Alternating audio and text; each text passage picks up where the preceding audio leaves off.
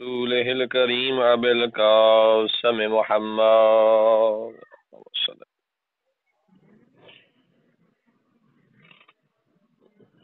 وعلى آله الطيبين الطاهرين المعصومين اللهم صل على محمد وآل محمد أما بعد قال سبحانه وتعالى في كتابه الحميد بسم الله الرحمن الرحيم قل للمؤمنين يغضوا من أبصارهم ويحفظوا فروجهم ذلك أزكى لهم ان اللہ خبیر بما یصنعون صلوات۔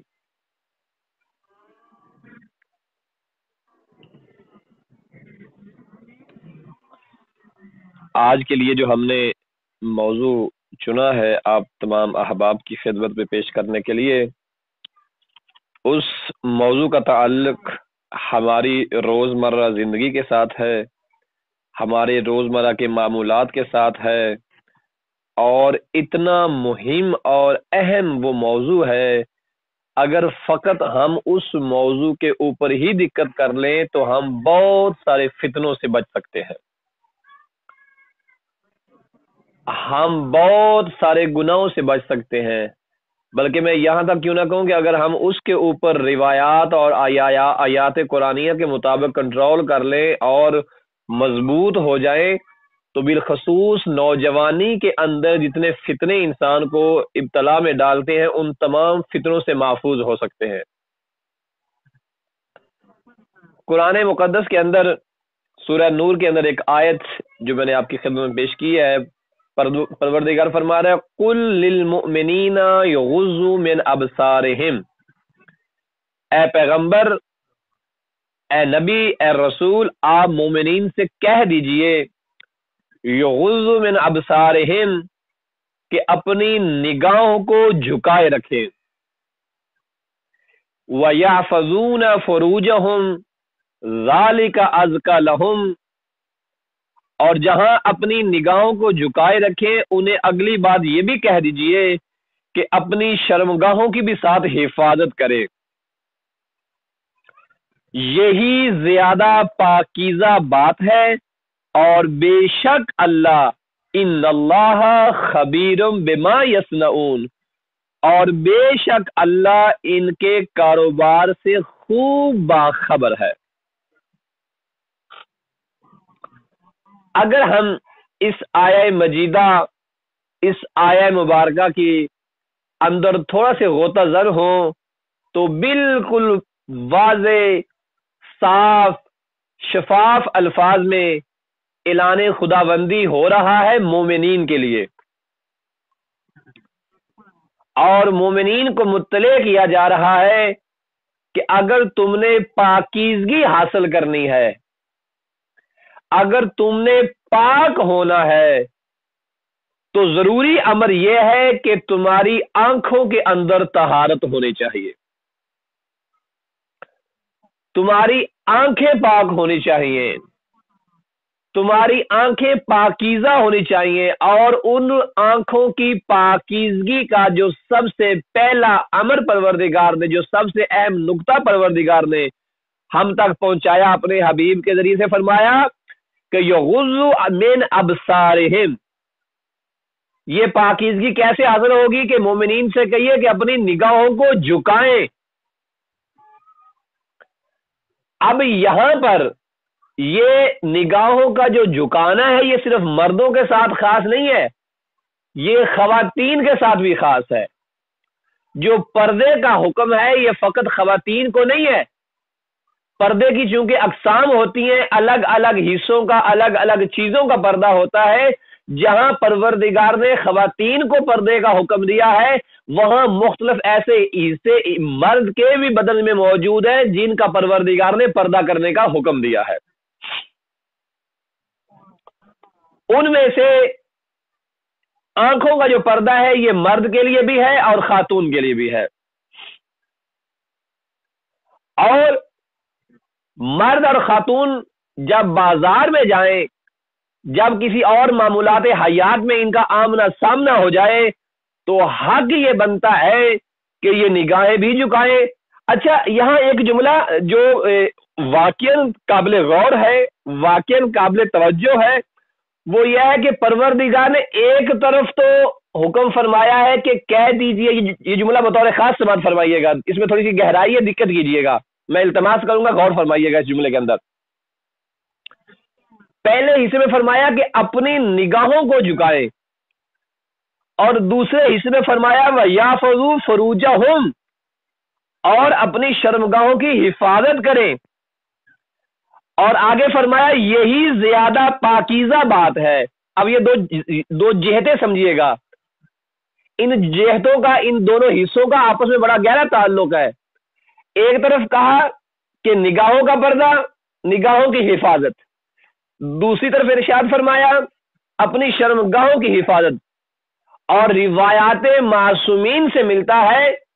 کہ جو لوگ زناکاری کرتے ہیں، جو لوگ بدکاری کرتے ہیں، ان کی اس زناکاری اور بدکاری کا اصل عنصر انسان کی آنکھیں ہوا کرتی ہیں. چونکہ یہ جو اینڈ ہوا ہے گناہ کے اوپر، اس گناہ کا جو اینڈ ہوا ہے، اس کا آغاز انسان کی نگاہوں سے شروع ہوا تھا. اگر نگاہیں اس کی جھکی ہوتی تو وہ شیطانی چہرہ اس کے سامنے ہی نہ آتا جس کا یہ گرویدہ ہو بیٹھا ہے. اگر اس نے اپنی نگاہوں کی حفاظت کی ہوتی تو یہ آخری نتیجے والا گناہ ہی اس سے سرزد نہ ہوتا. اور معصومین علیہ الصلوۃ والسلام کی روایات سے استفادہ ہوتا ہے کہ آپ فرماتے ہیں کہ یہ نگاہیں ہی ہیں جو زناکاری کا موجب بنتی ہیں، یہ نگاہیں ہی ہیں جو خیانت کاری کا موجب ٹھہرتی ہیں. اس لیے پروردگار نے اس آیت کے اندر کہا کہ آنکھوں کی حفاظت کرو. جب تم آنکھوں کی حفاظت کر لو گے تو پھر دائیں بائیں والی شیطانی حسینائیں جو ہیں یہ تمہارے اوپر اثر انداز نہیں ہوں گی. اور جب تمہاری آنکھوں کے اوپر کنٹرول نہ ہوا تو یاد رکھو جب تمہاری آنکھیں خیانت کریں گی. امام صادق علیہ محمد علیہ الصلوۃ والسلام سے بھی منسوب روایت ہے، معصوم فرماتے ہیں کہ انسان کی جو آنکھیں ہیں یہ شیطان کے زہریلے تیروں میں سے ایک تیر ہے. اور بعض روایت میں ہے کہ شیطان کے کامیاب تیروں میں سے، کہ جو بالکل تیر کا نشانہ ہدف پہ لگتا ہے، ان تمام نشانوں میں سے بہترین شیطان کا جو نشانہ ہے وہ انسان کی آنکھیں ہیں. اور جس طرح کے بعض روایت میں یہ بھی ملتا ہے جس کا مفہوم یہ ہے کہ جو لوگ آنکھوں سے خیانت کرتے ہیں اور غیر محرموں کو دیکھتے ہیں، یاد رکھیے جو آنکھ غیر محرم کو لذت گناہ کے اعتبار سے دیکھے گی، چاہے اس کا چہرہ دیکھے چاہے اس کے بدن پہ نگاہ کرے، یاد رکھنا ان آنکھوں میں لوہے کی سلاخوں کو جہنم کی آگ میں گرم کر کے جہنم کی آگ کا سرما ان آنکھوں میں ڈالا جائے گا. یہاں سے بھی اندازہ کیا جا سکتا ہے کہ آنکھ کی حفاظت کرنا کتنا مہم ہے اور انسان کی پاکیزگی کے اعتبار سے اس کا کتنا بڑا کردار ہے. اور اللہ سبحانہ و تعالیٰ بھی فرما رہا ہے کہ آنکھ اور شرمگاہ کی حفاظت کیے بنا تم پاکیزہ نہیں ہو سکتے. پاکیزگی حاصل کرنی ہے اور یہ پاکیزہ بات اگر جاننا چاہتے ہو پہلے آنکھ کی حفاظت کرو پھر شرمگاہ کی حفاظت کرو. اور آگے ارشاد فرمایا بسم اللہ الرحمن الرحیم وَلَا تَقْفُ مَا لَيْسَ لَكَ بِهِ عِلْمٌ إِنَّ السَّمْعَ وَالْبَصَرَ وَالْفُؤَادَ كُلُّ أُولَئِكَ كَانَ عَنْهُ مسؤولا. ارشاد فرمایا ہاں، اور جس چیز کا تمہیں علم نہیں ہے اس کے پیچھے مت جانا کہ روز قیامت سماعت، بصارت اور قوت قلب سب کے بارے میں سوال کیا جائے گا. یہ آیت اس سے بھی زیادہ مطالب رکھتی ہے. فرمایا جو جو کام تم انجام دو گے، جو جو تم کرو گے، یاد رکھنا قیامت والے دن ہر ایک چیز سے تمہارے بدن کے ایک ایک حصے سے سوال کیا جائے گا. تمہارے کانوں سے پوچھا جائے گا، تمہاری آنکھوں سے پوچھا جائے گا، تمہارے دل سے پوچھا جائے گا. اور بعض آیات قرآنیہ کا مفہوم یہ ہے کہ قیامت میں انسان کے خلاف جہاں اس کے ہاتھ گواہی دیں گے، جہاں اس کی آنکھیں گواہی دیں گی، جہاں اس کا منہ گواہی دے گا، جہاں انسان کے پاؤں گواہی دیں گے، وہاں انسان کے بدن کی کھال بھی انسان کے متعلق گواہی دے گی. اس مقام پہ جا کے انسان کو پتا چلے گا کہ نہ تن اپنا نہ من اپنا ہے. یہ تو سب جسے میں نے اپنے اعلی کار سمجھے تھے کہ یہ ہاتھ میرے اختیار میں ہے، یہ آنکھیں میری اختیار میں ہے، یہ پاؤں میرے اختیار میں ہے، میرا بدن میرے اختیار میں ہے، یہ تو یوم قیامت پتہ چلے گا کہ جب آنکھیں پروردگار کی بارگاہ میں شکوہ کریں گی، پروردگار تو نے آنکھیں اسے بصیرت کے لیے دی تھی، بصر کے لیے دی تھی، اور خیر کو دیکھنے کی طرف یہ متوجہ کرنے کے لیے دی تھی. آیات قرآنی اور آیات زمانی اور مکانیہ کو دیکھنے کی تو نے آنکھیں دی، اور یہ وہ بدبخت ہے جو مجھے تیری معصیت کے اوپر تیرے خلاف استعمال کرتا رہا ہے. اور آنکھیں کہیں گی خدایا ہم گواہی دیتے ہیں کہ ہمارے ساتھ اس نے فلاں فلاں فلاں گناہ کیے ہیں. اور اس کے بعد انسان کے ہاتھ گواہی دیں گے کہ پروردگار ہم گواہی دیتے ہیں. ذرا سوچئے یہ جو میری جیب میں موبائل ہے اس میں بیلنس میں ڈلواتا ہوں، یہ مہنگا موبائل میں خریدتا ہوں، جب اسے میں ہاتھ کے ساتھ استعمال کروں گا، واٹس ایپ، فیس بک یا دیگر یوٹیوب چینل جو ویڈیوز میرے سامنے آتی ہیں، یہ اس کے اوپر جو انگلی لگ رہی ہے، اس انگلی میں یہ دیکھنا ہوگا کہ چلنے والی ویڈیو اچھی چل رہی ہے یا بری چل رہی ہے. اگر وہ بری ویڈیو ہے تو اس گناہ میں میرا ہاتھ بھی میرے خلاف گواہی دے گا، میری آنکھیں بھی میرے خلاف گواہی دیں گی، میرا دل بھی میرے خلاف گواہی دے گا، میری روح بھی میرے خلاف گواہی دے گی. میری باتیں سمجھ آ رہی ہیں یا نہیں آ رہی؟ تو انسان کی ترقی میں، روحانی ترقی میں، انسان کی اخلاقی ترقی میں، انسان کی روحانیات میں،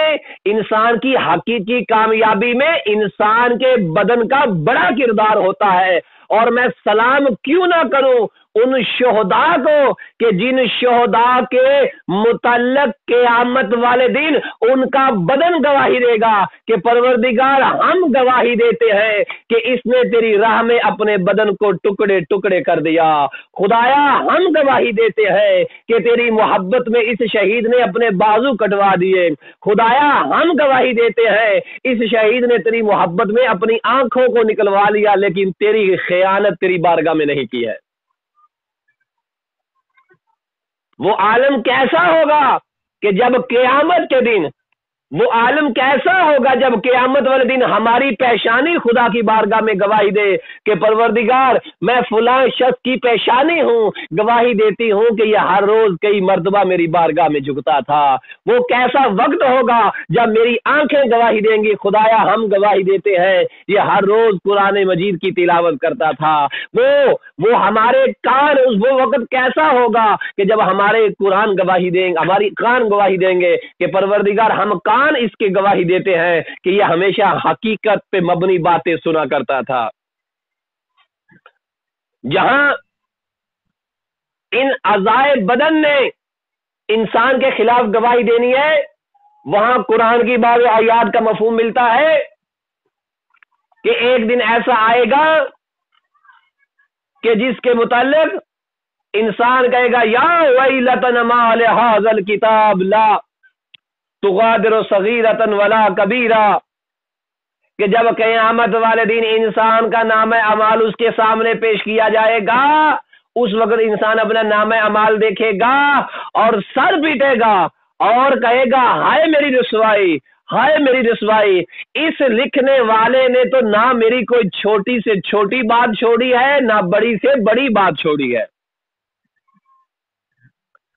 لکھا جائے گا. لکھنے والا لکھ رہا ہے کہ ہم کتنے بجے گھر سے نکل رہے ہیں, دکان پہ جا رہے ہیں, کالج جا رہے ہیں, یونیورسٹی جا رہے ہیں, بازار میں خرید و فروخت کرنے جا رہے ہیں, کیا کیا خریدا, کس رقم سے خریدا, کس سے خریدا, کتنے میں خریدا, کتنی بار خریدا, ہر ایک چیز لکھی جا رہی ہے جس کا محاسبہ قیامت والے دن مجھے سامنا کرنا پڑے گا. لہذا اپنے روزمرہ کے معمولات پہ غور فرمائیے گا. آپ کی اٹھنے والی نگاہ, آپ کا اٹھنے والا قدم, آپ کا استعمال ہونے والا ہاتھ, آیا اطاعت خدا بندی میں ہے یا اطاعت شیطان میں ہے؟ اگر اطاعت شیطان میں ہے تو ابھی سانسیں چل رہی ہے, ابھی میرے بدن میں روح باقی ہے, اس کی گرفت کو مضبوطی کے ساتھ پکڑ کے واپس لائیے اور اس کو بندگی پروردگار میں استعمال کیجیے. اور اگر نہ کیا تو یہ تسلسل سانس, یہ جو سانس کا سلسلہ ہے, یہ کسی وقت بھی منقطع ہو جائے گا. لیکن یاد رہے, لیکن بھولنا نہیں ہے کہ لکھنے والا ہر لحظے کو لکھ رہا ہے. لکھنے والا اس وقت بھی لکھ رہا ہے کہ نجف اشرف کی سرزمین سے درس دیا جا رہا ہے, درس میں یہ کچھ بولا جا رہا ہے. سرزمین حسین کوٹ کے کچھ نوجوان بہنیں, کچھ خواتین و مرد و زن اس وقت درس لے رہے ہیں, آیات قرآنیہ کا درس سن رہے ہیں, سماعت کر رہے ہیں اور اپنے اعمال کے اوپر متوجہ ہیں. لکھنے والا تو یہ بھی لکھ رہا ہے. آئیے انسان کے بدن کے باقی حصوں کی عظمت آپ کی خدمت میں پیش کروں اور اپنے موضوع کو سمیٹنے کی کوشش کروں. قرآن کی آیہ کریمہ سورۃ النحل کے اندر ارشاد ہو رہا ہے, بسم اللہ الرحمن الرحیم, واللہ اخرجکم من بطون امہاتکم لا تعلمون شیئا وجعل لکم السمع والابصار والافئدۃ لعلکم تشکرون. اللہ سبحانہ و تعالیٰ کی ذات انسان کو اپنی ایک عظیم نعمت کی طرف متوجہ کر کے کہتی ہے, اور اللہ نے تمہیں شکم مادر سے اس حالت میں نکالا ہے کہ تم کچھ نہیں جانتے تھے. اس نے تمہارے لیے کان اور آنکھ اور دل قرار دیے تاکہ شاید تم شکر گزار بندوں میں شامل ہو جاؤ. اگر ہم غور کریں, اگر ہم توجہ کریں, جب ہم پیدا ہوتے ہیں تو ہمارے پاس تھا ہی کیا؟ ہمیں آنکھیں دینے والا کون ہے؟ ہمیں بدن دینے والا کون ہے؟ ہمیں دیکھنے کے لیے آنکھیں, سننے کے لیے کان اور سوچنے کے لیے تفکر اور دل دینے والا کون ہے؟ یہ وہی ذات ہے کہ جو میری خالق و مالک ہے. اس لیے پروردگار فرما رہا ہے لعلکم تشکرون, تیرے پاس کچھ نہیں تھا, تو کچھ نہیں جانتا تھا, تجھے تعلیم دلوائی ہے, تجھے علم دیا ہے, تجھے آنکھیں دی ہیں, تجھے کان دیا ہے, تجھے دل دیا ہے. یہ تمام چیزیں دینے کی وجہ پتہ ہے کیا ہے؟ یہ تھی کہ شاید تم کبھی سوچو, اور تم سوچو اور اس بات کی طرف متوجہ ہو جاؤ کہ لعلکم تشکرون, اللہ تمہیں اپنے شکر گزار بندوں میں شامل کرنا چاہتا تھا. اس لیے پروردگار نے کہا شاید تم شکر گزار بن جاؤ. اور پروردگار ہمارے ایک ایک بدن کے ایک ایک حصے سے چونکہ گواہ ہے اور آگاہ ہے, ہر ایک سوچ پہ وہ اس کی قدرت ہے, ہر ایک نظر کے اوپر اس کی نظر ہے. اس لیے قرآن میں ایک اور مقام پہ ارشاد فرمایا لا تدرکہ الابصار وہو یدرک الابصار وہو اللطیف الخبیر. او انسانو توجہ کرو, سورۃ انعام کے اندر یہ ارشاد ہوا ہے کہ نگاہیں اسے پا نہیں سکتی, اور وہ نگاہوں کو برابر اس کا ادراک رکھتا ہے. یعنی ہم اگر اسے تلاش کریں گے تو وہ ہمیں ان آنکھوں سے نظر نہیں آئے گا, لیکن وہ تمہیں بغیر آنکھوں کے بھی دیکھ رہا ہے. جس طرح میرے مولا متقیان شہنشاہ ولایت سرکار مولا علی علیہ الصلوۃ والسلام سے کسی نے پوچھا کہ یا علی, آپ جو پروردگار کی اتنی بندگی کرتے ہیں, کیا آپ نے اپنے خدا کو دیکھا ہے؟ کتنا خوبصورت جملہ آپ کے اور میرے مولا علی نے ارشاد فرمایا جس خدا کو دیکھا نہ ہو اس کی پیروی کرنے کا کیا فائدہ ہے, جس خدا کو دیکھا نہ ہو اس کی بندگی کرنے کا کیا فائدہ ہے. اس سوال کرنے والے نے کہا اس کا مطلب ہے کہ آپ نے خدا کو دیکھا ہے؟ میرے مولا نے فرمایا ہاں میں نے خدا کو دیکھا ہے، لیکن ظاہری آنکھوں سے نہیں، چشمے ظاہر سے نہیں، چشمے قلب کے ساتھ علی نے اللہ کو دیکھا ہے۔ اگر اللہ کو محسوس کرنا ہے، اللہ کو پہچاننا ہے، اللہ کو جاننا ہے، تو ان ظاہری آنکھوں سے نہیں، اپنے دل کی آنکھوں کو بلند کیجئے، اپنے دل کی آنکھوں کو جو ہے وہ پاکیزہ کیجئے۔ جب آپ کی دل کی آنکھیں کھل جائیں گی، پھر آپ کو دائیں بائیں، آگے پیچھے، اوپر نیچے فقط اسی کی محبت کا احساس ہوگا، فقط تمہیں وہی نظر آئے گا۔ اور جب میرے ہر طرف وہ ہوگا، بس تو ہی تو ہوگا، جب تو ہی تو ہوگا تو پھر فرق نہیں پڑتا کہ شہزادہ علی اکبر کی قربانی دی جائے یا عباس مولا کے بازو کٹوائے جائے یا اہل بیت کے گھروں کو جلایا جائے۔ اہل بیت کی چونکہ چاروں اطراف تو بسا ہے پروردگار، اس لیے وہ ہر قربانی کے لیے تیار ہو جاتے ہیں۔ تو ہم بھی حالات کا مقابلہ کر سکتے ہیں، ہم بھی مصیبتیں برداشت کر سکتے ہیں، ہم بھی اللہ والے بن سکتے ہیں، لیکن اللہ والا بننے سے پہلے تو ہونا ہے اور میں ہونا ہے۔ اگر وہ ہمارے ہر معمولات حیات میں نظر آئے گا تو پھر قیامت میں اس کے ہر جلوہ میں ہمارا ذکر بھی ہوگا۔ لیکن اگر وہ ہماری زندگی میں یہاں نہیں ہے، پھر یاد رکھیے یوم قیامت ہم اس کی بارگاہ میں نہیں ہے، سوائے اس کے کہ ہمیں دھدکار کر اس کی بارگاہ سے نکال دیا جائے۔ اور